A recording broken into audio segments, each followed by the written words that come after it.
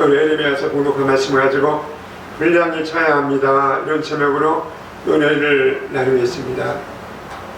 지금부터 오랜 전에 저희 교회가 개척하고 날 때 강례 상태의 십자가를 달지를 못했어요. 그러고 난데 3년 4개월 만에 제가 이 강례 상태에 있는 십자가를 이 강남터미널, 지금 강남 고속버스터미널 건너편은 요란서점에서 그 당시에 이걸 가지고 고속버스를 타고 제가 춘천까지 왔던 기억이 있습니다. 그때 고속버스를 타려고 하는데 아마 3시 반쯤을 탔던 것 같아요. 아마 11월 중순경이니까 날씨가 추웠는데 고속버스 기사가 그런 얘기를 합니다. 이걸 차 실내에는 못 실으니까 밑에 짐칸에 실으시기 바랍니다. 그래서 이거 안 돼요. 십자가이기 때문에 제가 하고 안 해타겠습니다. 사람이 많으면은 제가 티켓팅 하겠습니다 했더니 뭐냐고 물어보더라고요. 십자가입니다 했더니 가지고 타세요 이렇게 하더라고요. 그래서 제가 십자가를 옆에 해놓고 안전벨트로 십자가를 꼭 조여놓고 앉아서 오는데 한강 그 터미널을 지나서 한강을 넘어오는데 석양이 막 집니다. 근데 강계가 우량하면서 눈에서 눈물을 흘렸던 기억이 납니다. 하나님의 그 성물 하나도 하나님께서 허락하지 아니하시면 세워지는 것이었구나. 우리 삶에는 모든 것이 이 분량이 차야 합니다. 어떤 작은 도시에 이 상가 3층에 새로이 교회를 개척한 목사님이 계셨습니다. 그런데 교회를 개척한 지 얼마 안 되고 개척 아마 이 멤버가 없었던 것 같아요. 그래서 성도도 하나도 없고 하다 보니까 매달마다 월세를 내지 못합니다.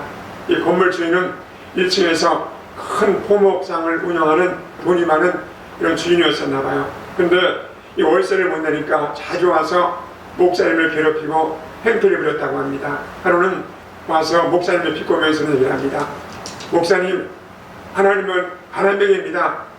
월세도 못 주는구만. 그런 하나님을 왜 믿어요? 하면서 예배당을 휘젓고 다니면서 주인 행세를 했답니다. 그럴 때마다 목사님은 무슨 소리 하냐고 늘 강단에 엎드려서 기도를 하고 있었습니다. 그래도 어느 날 봉고차가 그 포목점 앞에 상가 앞에 주차해 있었는데 주인은 그 봉고차를 발로 차면서 비키라고 소리칩니다. 에이씨, 이 똥차, 다 썩은 똥차 여기서 빼면 안 돼? 하면서 소리를 칩니다. 그러니까 목사님이 그것을 듣고 아무 말도 하지 않고 그 봉고차를 저쪽으로 빼줬습니다. 그래서 주인은 그 자리에 자기 수입차 BMW 승용차를 대는 것이었습니다. 월세를 내지 못한다고 주인이 목사님을 개무시한 겁니다. 그때였습니다. 갑자기 고급 그랜저 승용차 세대가 그 앞에 서면서 아주 몸이 건장한 사람들이 튀어나오면서 차를 떼고 있는 이 목사님에게 두 줄로 서서 배꼽 인사 90도로 인사를 합니다. 그러면서 형님 이게 무슨 일입니까? 갑자기 형님이 사라져버리니까 우리가 너무 힘이 들어요. 형님 어서 가시죠. 그랬다고 합니다. 그러자 목사님은 이런 말을 했다고 합니다. 여보게, 나는 이제 건달이 아니야. 나는 이제 목사가 됐으니까 너희들 앞으로 나를 찾아오지 마라. 이 목사가 됐다는 말을 듣고 난 뒤인지 그 중에서 아마 후배 가운데 한 사람이 이런 얘기를 합니다. 예 선배님 알겠습니다 하고 사람들이 들어가면서 배꼽 인사를 하면서 그 중에서 제일 높은 아마 후배가 이런 얘기를 합니다. 형님 어려운 일이 있으시면 연락 주세요 하면서 배꼽 인사를 하면서 가는 모습을 그 건물의 주인은 포목장 사는 주인이 봤습니다. 이 광경을 보고 있던 그 주인이 사신의 한번 떨면서 그 후로부터는 목사를 대하는 태도가 달라졌다고 합니다. 여러분 이 목사님도 아마 세상적으로 보면은 얼마든지 나름대로 세상에서 나쁜 짓 하면서 아마 잘 살만한 이런 사람이었습니다. 그런데 그 세계에서 이 두목이었던 사람이 어찌 가진 수모와 또 이 어려움을 당하면서 그 일을 할 수 있었겠습니까? 그러나 이 하나님의 은혜가 얼마나 컸으면은 악독한 조폭 두목이 일생을 형살하고 이제는 신앙생활도 부족해서 신학교까지 또 들어가서 일생을 주님을 위해서 불태우기로 작정한 사람이 되었겠습니까? 놀라운 일입니다. 이것이 바로 하나님의 은혜의 힘이라는 겁니다. 은혜가 차면은 변화가 되지 않는 사람이 없다는 겁니다. 오늘 본문에 이스라엘 백성이 그랬습니다. 하나님이 약속하신 때가 차니까, 은혜가 차니까 70년 만에 다시 본토 이스라엘에 돌아옵니다. 에스라에서 보면 이스라엘 백성들이 70년 만에 바벨론에서 해방되어서 예루살렘으로 돌아와서 선회를 짓고 하나님의 영광을 위해서 사는 내용이 기록되어 있습니다. 이스라엘 백성들을 위해서 해방을 선포한 왕이 바벨론을 멸망시킨 바사왕 고레스 왕입니다. 하나님께서 나의 목자라고 이 부른 하나님의 귀한 쓰이는 바로 이 귀한 왕이 됐습니다. 하나님께서 이 고레스 왕을 통해서 이스라엘 백성들에게 은혜를 베풀었던 것입니다. 그때 제1차로 귀환한 이 시온은 한 5만 명가량이었습니다. 그들은 돌아와서 맨 먼저 그때로 수건이었던 예루살렘 성전을 청소하고 재건하는데 총력을 기울였습니다. 백성들이 돌아오고 예루살렘 성전은 건축되고 온 백성이 마음을 다해서 하나님 앞에 예배를 드렸습니다. 그때로 하나님을 거역하고 하나님의 종을 죽이고 핍박했던 이 폐역하고 우상숭배를 일삼았던 백성들이 회개하고 하나님의 품으로 돌아왔다는 겁니다. 이 모든 일은 하나님의 은혜 때문입니다. 하나님께서 에레미야 선지자를 통해서 예언하신 70년이 찬 후에 돌아오리라는 그 말씀대로 오늘 그 말씀이 이루어진 것입니다. 우리 인생의 모든 것은 우리가 계획한 대로 되는 것이 아니고 하나님의 뜻대로 되는 것이 인생의 모든 것입니다. 그래서 제가 서두에 한 3년 반 만에 3년 2개월 만에 우리 명석교회 여러분 삐뚤어진 십자가를 내리고 그 14만 원밖에 되지 않은 이것을 걸 때 하나님의 때가 차니까 십자가 걸 수도 있었다는 겁니다. 오늘 이 포로기한이 주는 의미가 얼마나 길한지 모릅니다. 이 사건은 하나님께 범죄함으로 그 징계로 포로 생활했던 이 죄인들이 하나님의 은혜가 찰 때 회개하고 들어와서 하나님께 몸과 마음을 들여서 예배제단을 쌓고 하나님의 영광을 위해서 살아가야 한다는 것을 교훈하는 내용입니다. 어떻게 이렇게 할 수가 있었을까요? 이것이 바로 하나님의 은혜만이 가능합니다. 하나님의 은혜가 임하면 누구든지 회개하고 참 믿음을 가지고 하나님을 섬기며 그 영광을 위해서 살아가게 되는 것입니다. 그래서 우리 참 마음을 가지고 참 믿음을 가지고 하나님을 섬기고 하나님의 영광을 위해서 살아가기 위한 조건이 있다는 겁니다. 그것은 바로 하나님의 은혜의 분량이 우리 가운데 차야 한다는 겁니다. 이 본문에 이 하나님께서 이스라엘 해방을 갈망하는 에레미야 교훈을 말씀합니다. 오늘 25장 11절입니다. 이 온 땅이 황폐해서 놀림이 될 것이며 이 나라들은 70년 동안 바벨론 왕을 섬기리라. 아무리 갈망하고 아무리 어려워도 70년이 차야 한다는 겁니다. 내 인생을 사는 동안에 우리가 모든 걸 계획하지만 그 모든 이루어지는 것이 하나님의 뜻이 임해야 한다는 것입니다. 그래서 오늘 25장 12절에 이렇게 말합니다. 야훼의 말씀이니라 70년이 끝나면 내가 바벨론 왕과 그의 나라와 갈대인의 땅을 그 죄악으로 말미암아 벌하고 영원히 폐하가 되게 하리라 이렇게 말합니다. 그들의 행위와 그들의 손에 행한 대로 봉하리라 이렇게 말합니다. 여기서 70이라는 숫자를 한번 생각해 보십시다. 이 7은 성경에서 완전 숫자입니다. 하나님의 우리를 완전케 하는 숫자가 7이라는 숫자입니다. 그래서 신기한 것 중에 하나가 우리 인생 1년이 365일인데 하나님께서 12토막으로 이 칼질을 해놓고 난 뒤에 한 달 30일, 31일을 7토막으로 칼질을 해놨어요. 일주일 단위로 하나님에 와서 예배를 드리고 일주일 단위로 새롭게 시작하라는 의미가 이 가운데 포함되어 있습니다. 그래서 성령을 하나님의 7명이라고 합니다. 7분이라는 뜻이 아니고 온전케 하는 영이 바로 7명이라는 것입니다. 거기다가 구비된 만수 10을 곱하면 이 70이 되는데 이 수는 우리 세상을 사는 동안에 70만수입니다. 성경에 말합니다. 연수가 70이요 강건한 80이다. 지금이야 뭐 100세 시대라고 여러분 사람들이 막 토로합니다. 하지만은 아무리 잘 살아도 여러분 우리 연수는 70이요 80밖에 살지 못하는 것이 우리 인생이에요. 나중에 살 때 보면 요즘은 70 넘어 80 넘어 사시는 분들 하나같이 몸이 망가지지 않는 사람이 없어요. 다 어렵고 치매 걸리고 또 어렵게 똥을 좀 바라가며 삽니다. 그래서 이 70이라는 숫자는 이 땅에서 만수인데 이 성령 충만을 나타내는 수가 70이라는 숫자입니다.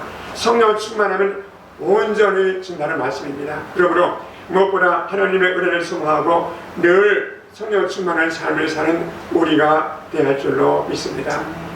이 중세 유명한 교부 아우구스티누스는 흔히 어거스틴이라고 부르는 교부가 있었는데 어거스틴의 어머니 모니카는 어거스틴을 위해서 늘 눈물로 기도했습니다.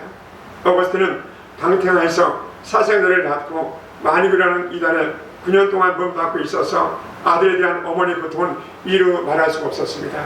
이 방탕한 것만으로 마음이 아픈데 이단에 빠졌으니까 어머니가 얼마나 마음이 아프겠습니까? 그래서 그 어머니는 아들을 위해서 매일 눈물로 기도하십니다. 그런데 하루는 어머니가 그 당시 감독인 그 어떤 교단의 가장 높으신 목사님을 찾아가서 암브로시 목사님에 가서 부탁을 합니다. 감독님, 제 아들이 이러이러한 이단에 빠졌으니 제발 한 번만 만나서 잘못된 점을 깨워주시기 바랍니다. 이렇게 부탁을 합니다. 그러자 암브로시스 이 목사님은 그런 얘기를 합니다. 어머님이 아닙니다. 거기에 그냥 내버려 두시기 바랍니다. 오직 그를 위해서 주님께 어머님은 기도만 하시기 바랍니다. 당시 아들 어거스틴은 책을 읽다가 스스로 그 오류가 어떠한 것이며 그 불경건함이 어떠한지 큰지를 나중에 깨닫게 될 것입니다. 그래도 부탁하는 이 모니카 어머니에게 감독의 대답은 동일하게 대답을 합니다. 그러면서 한마디 유명한 말을 남깁니다.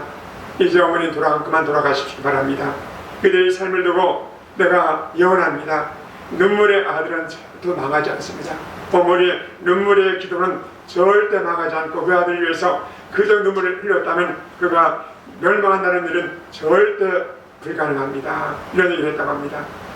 과연 어거스틴 어머니의 눈물의 기도의 분량이 하나님 앞에 가득 찰 때 그 응답이 임하고 말았습니다. 그래서 어거스틴이 들어왔을 뿐 아니라 참으로 하나님 앞에 귀하게 쓰임받는 어거스틴 목사님이 됐습니다. 성령 충만이 타입니다. 은혜의 분량이 차니까 하나님의 영광을 위해서 이 아들의 탕자가 살았다는 겁니다. 오늘 본문이 이스라엘 백성들이 다시 돌아왔을 때 바벨론에서 유대인들이 한 일이 있었는데 여러분 짧은 말입니다.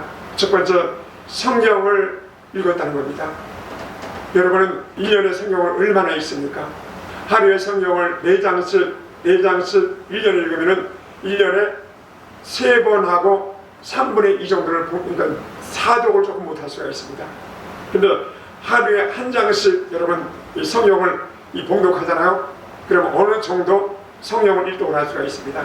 유대인들이 바벨론 포로 생활하면서 그 모든 원인이 자신들의 잘못임을 깨닫고 율법에 대한 연구가 시작되었습니다. 그러나 새로운 계급 즉 서기관 제도가 다시금 생겨야 되었습니다. 당시 유대인들이 사방에 흩어져 살고 있었기 때문에 이 회중들마다 자신의 성경 사본을 갖기를 원했습니다. 이 당시에는 책이 많이 없어가지고 서기관들이 하나님의 종교 서기관들이 성경을 필사해서 이것을 회당에서 교회에서 봉독을 했습니다. 그래서 이 서기관들이 있었는데 이 사람 은혜의 분량이 차니까 영의 양식을 사모하는 일이 생겼다는 겁니다. 시편 1편에 이렇게 말합니다. 복 있는 사람은 악인의 길을 쫓지 아니하며 죄인의 길에 서지 아니하며 오만한 자리에 앉지 아니하고 오직 야훼 율법을 수고하며 그 율법을 지하로 묵상하는 자로다. 저는 시냇가에 심은 나무같이 그 행사가 항상 형통하리로다. 이렇게 말합니다. 그 시냇가가 뭡니까? 하나님의 은혜입니다. 하나님의 시냇물이 흐를 때 거기에서 우리가 물을 흡수해서 나무가 사는 것이 하나님의 은혜라는 사실입니다. 하나님의 자녀로 우리 부름받아서 우리 성경의 은혜를 받아야 합니다. 그래서 어떤 사람은 성경은 보지 않고 기도했다. 기도했는데 성경을 안 본다. 만만의 공통입니다. 우리는 하나님의 자녀로 우리가 사는 동안에 늘 밥을 먹듯이 성경을 늘 가까이 하고 늘 이 성경을 내 머리맡에 두어야 합니다. 두 번째로 이스라엘 백성들이 이 포로에 들어와서 예배를 드렸다는 겁니다. 우리는 인생을 사는 동안에 우리가 세상에 사는 동안에 장수하는 것도 아니고 세상에서 공부 많이 해서 명예원세를 얻는 것도 아니고 또 돈 많이 벌어서 금수를 끌고 다니는 것도 금마사 끌고 다니는 것도 아닙니다. 우리가 우리 삶에 하나님 앞에 예배드리기 위해서 인생을 사는 것입니다. 이 바벨론에서 경건한 유대인들이 안식일을 그대로 포로 생활 가운데 안식일을 잊지 않았습니다. 그래서 안식일이면 바벨론 가까이 나가서 울면서 예배드렸다는 겁니다. 곳곳에서 회당을 만들어서 거기서 포로 가운데에서 신앙을 이어갔다는 겁니다. 유대교의 회당 제도가 거기서부터 시작됐습니다. 이 예배 생활이 있었기 때문에 바벨론에서 해방될 수가 있었다는 겁니다. 그러니까 어렵고 힘들수록 하나님 앞에 몸부림을 쳐야 합니다. 하나님의 뜻을 구해야 합니다. 이처럼 우리는 늘 우리 삶이 예배가 되어야 한다는 겁니다. 이 교회는 공예배만 가지고 부족합니다. 여러분, 주일 예배 하나만 가지고 부족합니다. 수요 예배, 설예배도 부족합니다. 그래서 이 초대교회처럼 매일 우리 예배하고 기도해야 합니다. 365일 예배하는 우리가 되어야 한다는 겁니다. 구약 성막에서는 아침 저녁으로 소제를 드렸습니다. 저 구약에 제가 이 석사 논문이 구약의 5대 제사인데, 소제는 뭐냐면 곡식을 빻아서 하나님께 드리는 겁니다. 그러니까 우리 삶을 빻아서 하나님 앞에 아침 저녁으로 드렸다는 겁니다. 지금도 그 분량만큼 하나님을 섬겨야 충만한 삶을 이어갈 수가 있습니다. 그래서 요즘은 세상이 얼마나 좋은지, 한 발짝만 나면 세상이 얼마나 좋은지 모릅니다. 마트에 가면 모든 것이 다 있고, 물만 부으면 밥이 되고, 그냥 얼마나 더우면 에어컨 틀면 되고, 또 추우면 또 히터 틀면 되고, 세상이 얼마나 좋은지 모릅니다. 여러분, 편할수록, 우리 삶이 풍성할수록, 우리 삶이 예배 보좌 앞으로 포커스를 맞추며 우리 삶이 충만한 예배 삶을 사는 우리가 되할 줄로 믿습니다. 또 세 번째로 화목을 이루었다 이렇게 말합니다. 우리가 사는 동안에 이웃과 싸우고 또 형제와 싸우고 하나님의 복을 받았다, 새빨간 거짓말입니다. 우리 삶이 화목함이 되어야 합니다. 오늘 에레미야서 50장 4절입니다. 나 야베가 말하노라. 그날에 그때 이스라엘 자손이 돌아오면 그와 함께 유다 자손이 돌아오리라. 또 호세아서 우리 1장 11절입니다. 유다 자손과 이스라엘 자손이 함께 모여 한 주먹을 세우고 그 땅으로부터 올라오리라. 이 북이스라엘과 남쪽 유다는 두 나라로 갈라졌습니다. 바벨론에서 하나가 되어서 돌아와서 통일 왕국을 이루었습니다. 참 전세계에서 유일하게요, 한 나라가 이 허리가 잘려서 싸우는 민족은요, 대한민국밖에 없어요. 어떻게 보면 유대민족과 흡사한 나라가 대한민국 같아요. 이처럼 우리 몸과 마음이 하나가 되어서 하나님을 섬겨야 합니다. 몸이 게을러 하나님께 드리지 않으면 결코 충만한 믿음의 삶, 또 충만한 영적인 삶을 영위해 나갈 수가 없다는 겁니다. 우리 마음을 드려야 합니다. 몸도 드려야 합니다. 또 목소리도 드려야 하고, 시간도 드려야 하고, 힘도 드려야 합니다. 지금도 기억이 납니다. 한 달 전에 수요일을 드리려고 하는데 목소리가 안 나와요. 목소리가 안 나와서 제가요, 그날 다 끄고 그냥 막 울면서 막 기도했어요. 아, 하나님 앞에 말하는 것이 이렇게 귀하구나, 찬양하는 것이 이렇게 귀하구나, 또 시간 드리는 것이 이렇게 귀하구나. 여러분은 목소리도 많이 드리고, 여러분 시간도 많이 드리고, 힘을 다해서 우리 하나님 앞에 우리가 드려야 합니다. 또 한 가지, 서로 싸우던 두 나라가 함께 용서하고 화목하며 한 나라가 되어서 사랑하는 민족이 되었다는 것입니다. 그들은 바벨론에서 똑같은 처지가 되어서 서로 용서하고 서로 위로하며 사랑했다는 겁니다. 용서해야 용서해 주십니다. 사랑해야 하나님의 사랑을 경험할 수가 있습니다. 우리가 우리에게 죄 지은 자를 사해 줄 것 같이 우리 죄를 사하여 주옵소서. 우리 고백하잖아요. 그래서 은혜의 분량은 그 사랑의 이 분량입니다. 그래서 막힌 것이 있어서는 이 풍성한 영적 생활을 영해 나갈 수가 없다는 겁니다. 그래서 늘 주위와 여러분이 이렇게 적대관계에 있거나 부부 사이에 서로 반복이 있거나 이렇게 되면 절대 하나님은 복을 주지 않습니다. 세상 사는 동안에 이웃과 화목하고 늘 아버지와 화목함으로 하나님 앞에 큰 복을 받으시는 여러분 되시기 바랍니다. 마지막 네 번째로 특별한 도움이 있었습니다. 비록 이스라엘 민족이 징계받아서 바벨론 잡혀갔지만은 하나님의 도우심이 있었습니다. 이스라엘 나라 가운데 살면서 다니엘과 또 다니엘 세 친구, 사드락과 메삭과 아벤누고와 같은 친구들이 바벨론의 두 번째 통치자로 등용이 됐다는 겁니다. 하나님의 은혜입니다. 다니엘과 친구들을 통해서 나타난 하나님의 영광 때문에 이방 나라 왕이 하나님 앞에 무릎을 꿇습니다. 그리고 아무도 하나님 이름을 함부로 부르지 말라고 엄한 조치를 내리면서 신앙의 자유를 선포하고 이스라엘과 유다 민족을 본토로 보내주는 축복을 받습니다. 지금도 하나님께서 우리를 성령 충만케 하셔서 또 복을 주시고 세계를 열어주시고 또 여러 일꾼을 세워서 돕고 계시는 바로 하나님이십니다. 그래서 우리는 인생을 사는 동안에, 호흡하고 사는 동안에 늘 성령 충만을 간구해야 하고 성령으로 충만해야 합니다. 하나님의 교회도 늘 성령으로 충만해야 합니다. 그래서 이 성령 충만의 목적을 알아야 하는데, 깨닫고 회개하고 바로 하나님 앞에 들어가 바로 예수 믿어 구원받고 바로 섬겨서 하나님의 영광을 돌리라고 우리에게 성령을 주신 것입니다.